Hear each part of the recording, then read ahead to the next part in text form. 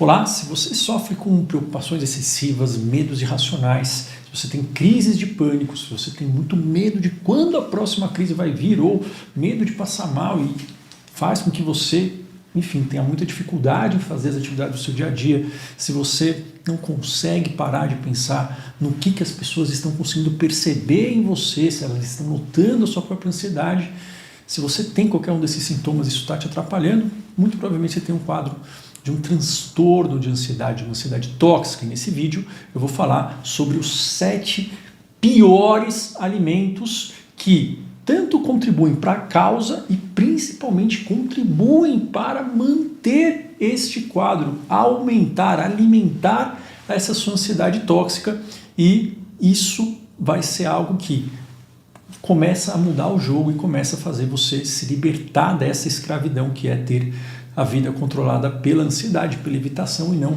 pelo que você quer. Então, fica nesse vídeo que eu vou te falar esses 7 alimentos na ordem de prioridade que você vai começar a retirar da sua dieta. Bom, se você não me conhece, meu nome é Marco Antônio Abud, eu sou médico psiquiatra clínico, sou formado aqui no Hospital das Clínicas, aqui na USP, sou fundador do canal Saúde da Mente, e vamos falar então pela ordem, tá?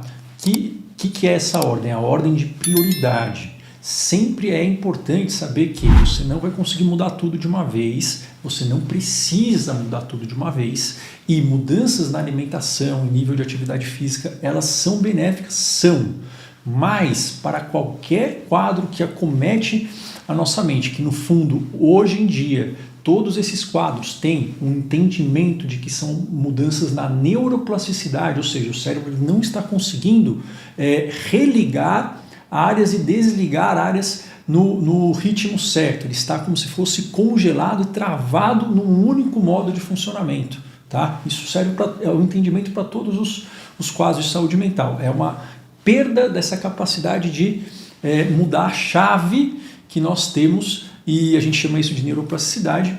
Então é importante entender que a alimentação, exercício físico, meditação, isso tudo tem que fazer parte, mas essas intervenções, elas são extremamente importantes para que sejam feitas nos nossos filhos e que a gente faça isso depois que a gente melhorou. Aí sim, agora a gente vai ter que gastar energia para não piorar, mas elas não têm o poder de mudar o jogo. A boa notícia é que os quadros ansiosos são aqueles que melhor respondem a tratamentos não medicamentosos e que a grande parte deles tem um prognóstico que seja de uma melhora completa, tanto no alívio dos sintomas, mas também uma melhora funcional, de você voltar a ter a liberdade, a você ter calma, você ter a possibilidade de se relacionar com alguém sem estar sempre preocupado, você voltar à sua vida social e profissional e fazer isso de uma forma definitiva. Então o tratamento para ansiedade é curativo, é natural, envolve essas questões, mas não são elas que mudam o jogo a curto prazo. Tá? O que muda o jogo a curto prazo é nós fazermos treinos para ativar áreas que estão desativadas no cérebro ansioso. Então a ansiedade, ela não é um excesso de ativação da amígdala, ou esse não é o principal mecanismo. O principal mecanismo é uma falta de ativação nas áreas que regulam a amígdala, que fazem com que você se sinta confiante, que lembrem você das suas vitórias e que façam com que você consiga ter a atenção focada naquilo que está na sua frente e não fique preso nas preocupações. Essas áreas é que a gente vai trabalhar e é isso que muda o jogo, tá?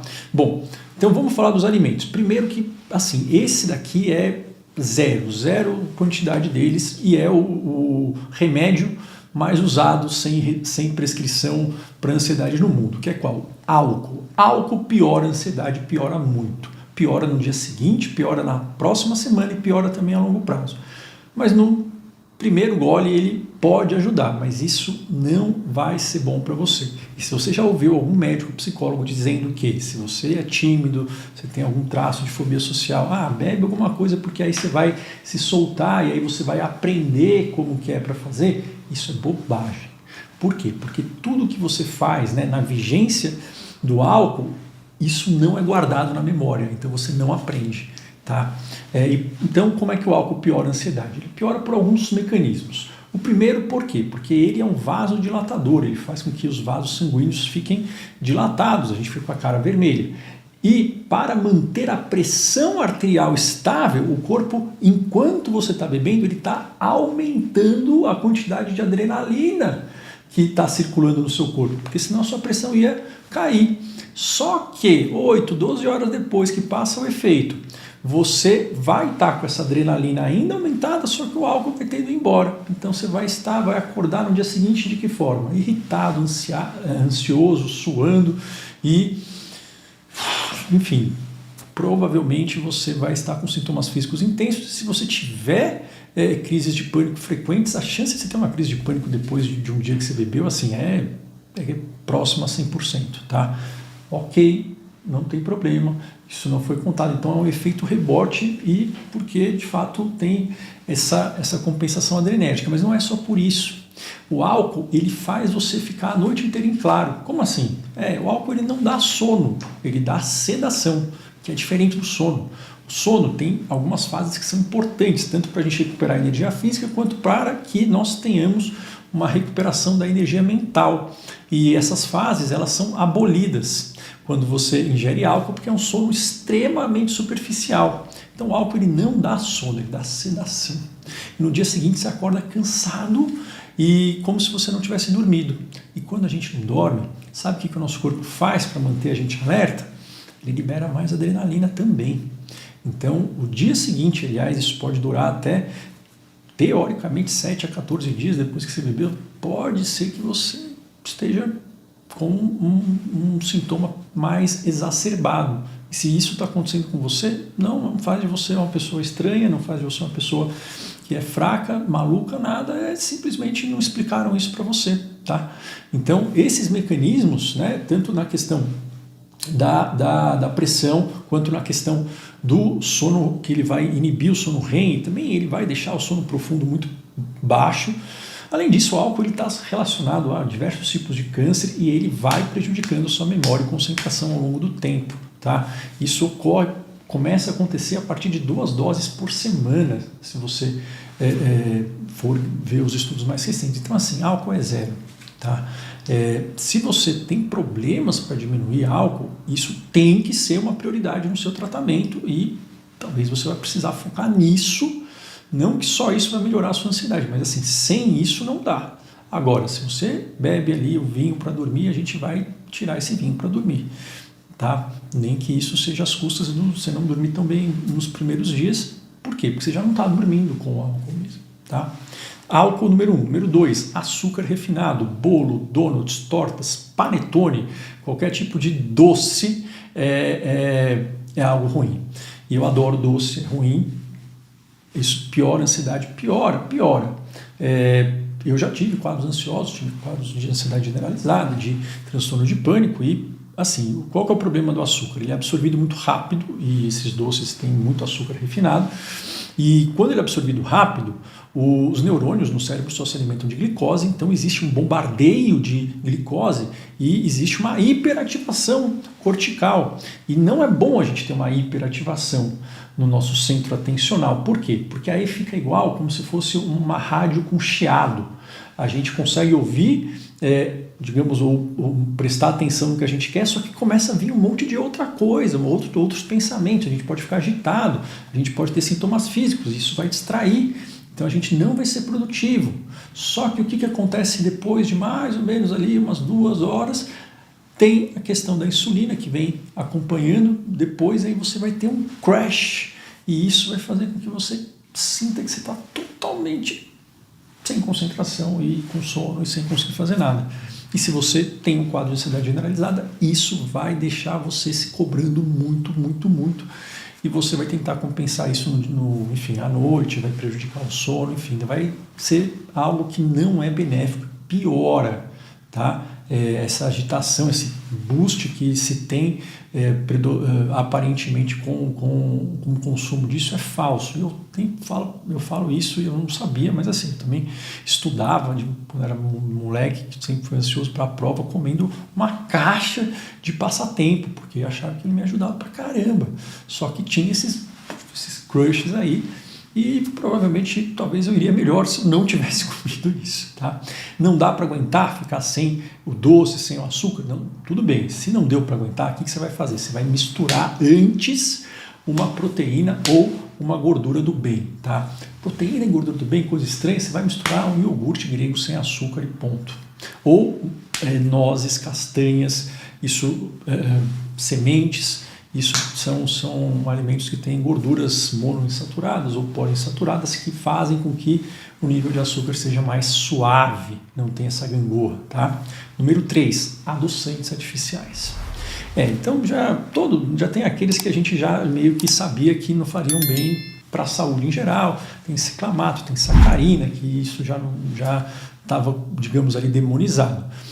O aspartame, ele aumenta os níveis de açúcar no sangue horas depois que você ingere algo com aspartame. Então, o aspartame, ele não ajuda e existem estudos mostrando que, além disso, ele causa mais sintomas de ansiedade, depressão e prejuízos de memória, de concentração, prejuízos executivos, caso usado aí por muito tempo. Então, assim, ele piora a ansiedade mesmo ao longo do tempo. Então, aspartame não é uma boa.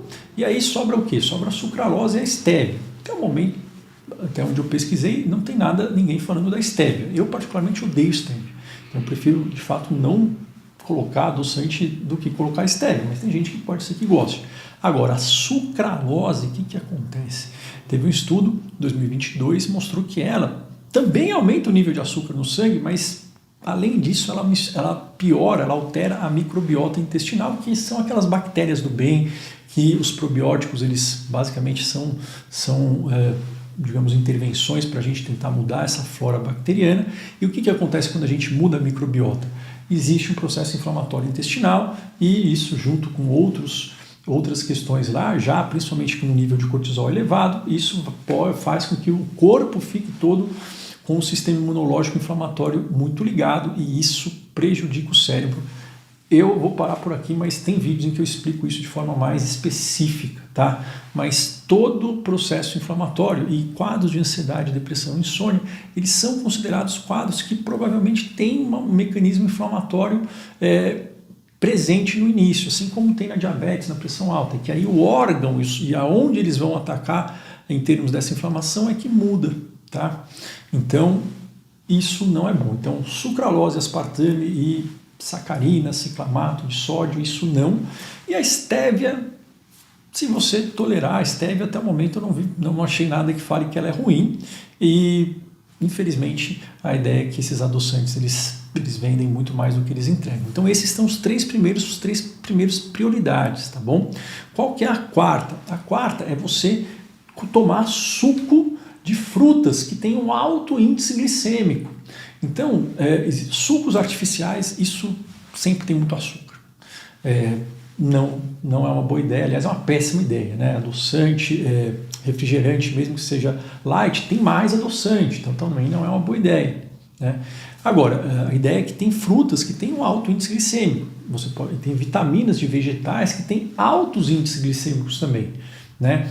E eu posso falar aqui vários, mas assim, qual que é o segredo? Você pegar na internet e você vê esse índice glicêmico que tem que ser abaixo de 50. Então, quando você vai tomar, qualquer que seja uma refeição saudável, olha, tem legumes, vegetais e frutas, 100% orgânicas, ótimo. Você vai ver o índice glicêmico nisso, na internet, tem que estar abaixo de 50. Tá? E o que é o índice glicêmico? Basicamente, o quanto que aquilo lá faz com que você tenha um pico de glicose, que gera depois um pico de insulina, ou não. Tá? Muito importante isso para pessoas que têm diabetes e é importante também para quem tem ansiedade, para evitar essa gangorra. Então, posso falar vários tipos, mas assim, o mais simples tem que ser abaixo de 50, ponto. Tá? E isso, a ideia é que você priorize isso tanto em vegetais, frutas e verduras e outros alimentos que são teoricamente saudáveis e são mesmo, mas essa gangorra de insulina, isso piora e isso vai lesando o seu córtex pré-frontal e nós não queremos isso, tá bom? Número 5, frituras. Basicamente tudo que é ruim para todo mundo? Mas ela está em número 5, eu coloquei. Por quê? Porque você dificilmente vai ter um pico de ansiedade depois de comer uma coxinha frita, por exemplo, ou uma batata frita. Né? Elas estão muito associadas, né? Principalmente batata frita, saiu um estudo esse ano, uma substância acrilamida, enfim, que está associada ao desenvolvimento de quadros ansiosos e depressivos, sim. Mas, assim, se a gente já está nesse quadro, não é isso que a gente vai se preocupar. E elas também podem manter este processo inflamatório, principalmente porque o óleo vegetal ele tem uma prevalência de gorduras hidrogenadas importantes, tem essas substâncias, uma delas é a acrilamida, que basicamente vai lesando o processo de neuroplasticidade do cérebro. Mas, para você entender esse processo, óleos vegetais, alimentos fritos não, mas isso não é a prioridade antes do álcool, do açúcar, dos doces ali, dos vegetais e legumes de alto índice glicêmico e dos adoçantes, tá bom? Então ele está em 5º lugar e não se culpe caso você queira comer um pastel ali, não é isso que vai mudar o jogo agora, tá? Mas, obviamente, não vai ajudar também, tá certo? Número 6, controverso, não existem evidências suficientes, mas existem algumas evidências que indicam que o nosso famoso glúten, que é uma substância que não pode ser consumida por quem tem doença celíaca, somente tem isso de evidência. Parece que mas isso não está comprovado ainda, mas existem alguns estudos, que mesmo em quem não tem doença celíaca, se você fizer uma retirada ou uma restrição de glúten, pode haver uma melhora de sintomas ansiosos. Veja que eu estou falando pode, parece, quer dizer o quê? Quer dizer que ainda não passou naquilo que eu coloco ali, né, que é o nível de evidência científica, que é um crivo de São Tomé, que assim, basicamente para a gente indicar algo, a gente quer indicar algo que funcione muito e que funcione não só para aliviar momentaneamente, mas para virar o jogo. Ou seja, o objetivo é você melhorar os sintomas físicos, mas que você volte a dirigir, que você volte a conseguir se relacionar sem ficar preocupado, que você volte a conseguir relaxar em momentos onde não há nada para você se preocupar e não fique se culpando, que você consiga interagir socialmente sem ficar pensando o tempo todo no que a outra pessoa está falando. O objetivo é você retomar a sua vida de forma plena, tá? E, assim, para isso a gente tem que ter muita desconfiança dos métodos, né? É um método muito São Tomé e tem que saber que aquele negócio funciona e até que a gente não consiga dizer que não funciona. Então o glúten ainda não está lá. Só que pode ser que ele piore um pouquinho, né? O que eu sei é que se você tirar o glúten e fizer só isso, com certeza isso não vai curar a sua ansiedade. Pode ser que melhore um pouco, mas não vai curar. Então isso está na 6ª posição, tá? Não é aí que a gente vai investir a nossa energia. Por quê? Porque esse bombardeio de informações hoje em dia, ele não é algo útil, isso gera mais ansiedade. Por quê? Porque o ser humano consegue prestar atenção em uma coisa de cada vez, de forma bem feita, e a ordem do tratamento ela faz muita diferença, né? Eu digo que medicina é igual culinária, a ordem dos ingredientes ela faz muita diferença para o resultado final, mesmo que a gente tenha ingredientes bons, tá? Então a ordem é essa que eu estou falando. E por último, são alimentos processados. O que são alimentos processados? São alimentos basicamente que também em latas, que vêm em saquinhos e que vêm para micro-ondas. Eles também têm, enfim, um alto índice de gorduras hidrogenadas, isso gera, enfim, alterações inflamatórias, isso prejudica a irrigação sanguínea no cérebro, mas isso não vai causar em você um pico agudo e uma queda, por exemplo, como vai causar o álcool e você consumir os alimentos com alto índice glicêmico e os adoçantes. Então, ok, a gente vai querer tirar. Se você não come nada assim, ótimo, não coloque agora. Agora, se você tem uma rotina que você come coisas de micro-ondas, você pede no iFood uma coisa que vai vir ali e não tem como mudar isso, não é essa briga que você vai comprar. Você vai comprar a briga com os 3 primeiros que eu citei, tá bom? Por quê? Porque isso vai fazer com que você não piore agudamente. E isso é para que seja possível você fazer o tratamento que de fato é o tratamento curativo, que é este treino de neuroplasticidade para reativar áreas do córtex pré-frontal, frontomedial, do córtex pré-frontal dorsolateral e do núcleo accumbens da substância ventral tegmentar, mas você não precisa decorar nada disso, tem vídeos que eu explico isso, que são basicamente áreas que estão desligadas. E qual é o treino de neuroplasticidade que é o único que funciona em termos de evidência científica? É um treino que, enfim, a gente chama de um treino baseado em estratégias cognitivas comportamentais. Então, é a famosa terapia cognitivo-comportamental, que são várias terapias, é como se fossem exercícios, musculações. Tá?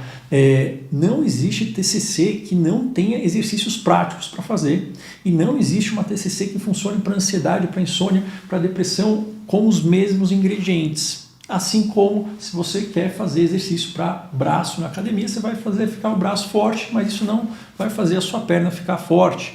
Tá? Então, não importa se a psicóloga é do TCC ou não importa houve esse treino e um treino gradual para ir mudando pensamentos, ir mudando sentimentos, ir mudando comportamentos. Esse treino, ele, assim, tem poucos psicólogos que trabalham com isso, eu sei, mas assim, isso tem que ter. O psicólogo funciona como um orientador, um personal trainer para quê? Para poder te orientar e ver se está dando certo. Claro que tem um contato, isso ajuda, mas não dá para a gente ganhar da ansiedade tentando buscar no passado a causa da ansiedade na infância. Por quê? Porque isso já tentaram durante muito tempo, não funciona, tá? Para ansiedade, não estou falando mal de outras linhas, terapia, pode ser que isso seja muito importante para o autoconhecimento, para outras questões, não para ansiedade. Ansiedade é ali uma fisioterapia para que nós possamos criar novas sinapses, tá? E isso é chamado de TCC, que tem que envolver elementos de reestruturação de pensamentos, mudança de crenças, mudança de preocupações e um treino de exposição gradual, que é o que? Uma musculação para o músculo da coragem. Você conseguir provar na prática, de uma forma visceral para o seu corpo, que as coisas que ele está percebendo como ameaça não são ameaçadoras. Só que isso você já entendeu racionalmente. Você vai precisar fazer o seu corpo entender. E isso tem método e tem que ser feito de uma forma, digamos, organizada para que seja possível fazer e para que isso construa uma memória definitiva que vai sobrescrever a memória do medo, que é uma memória de vitória, ou seja, a ideia é você mostrar que você consegue ganhar daquilo que está te dando medo, não somente enfrentar e fugir. Então, enfrentar o medo não serve para porcaria nenhuma. O que serve é você ganhar e ganhar muitas vezes de forma sucessiva. E a gente tem várias estratégias para treinar isso. E esse é o tratamento, tá? O resto todo, incluindo o remédio, incluindo outras coisas, eles podem ajudar ou atrapalhar esse treino. Mas ansiedade se trata principalmente sem medicações e são os quadros que mais respondem a esse tipo de tratamento. Transtorno de pânico, por exemplo, se você fizer isso, é possível fazer em menos de 2 semanas um tratamento, mas não precisa ser rápido. Tá falando que isso já foi feito até em 4 dias. E um tratamento que melhora 80%, 90% depois de 4 dias. E isso melhora com o tempo e não tem recaídas. Então a ansiedade tem cura definitiva, tem cura natural. Simplesmente essa cura ela precisa ser organizada, pouco divulgada, mas a alimentação vai ajudar, mas pode atrapalhar. E começa pelos As, né? Do álcool, açúcar, aspartame e, bom, enfim, e aí também os outros adoçantes artificiais e o índice glicêmico sempre abaixo de 50. Prioriza isso, sabendo que isso vai te ajudar a não piorar, a aliviar. E café? Café, só se você tem crise de pânico, você retira totalmente. Senão, você vai poder tomar café ali, não em excesso, umas 3 xícaras por dia no máximo. Tá? Não é proibido. Agora, para quem tem crise de pânico, no começo sim. Eu tive crise de pânico, eu tomo café hoje, mas no começo é importante tirar até que a gente consiga fazer essa reativação cerebral, entre aspas, fazer com que o cérebro ele pare de ficar enganado percebendo ameaças onde não tem, e aí o café vai poder voltar para a sua rotina, certo?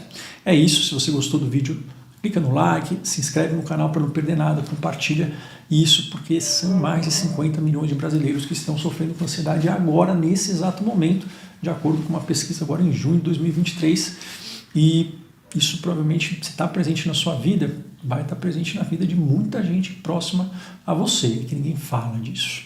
E dar informação com estratégias, isso faz toda a diferença, certo? Um abraço, até o próximo vídeo.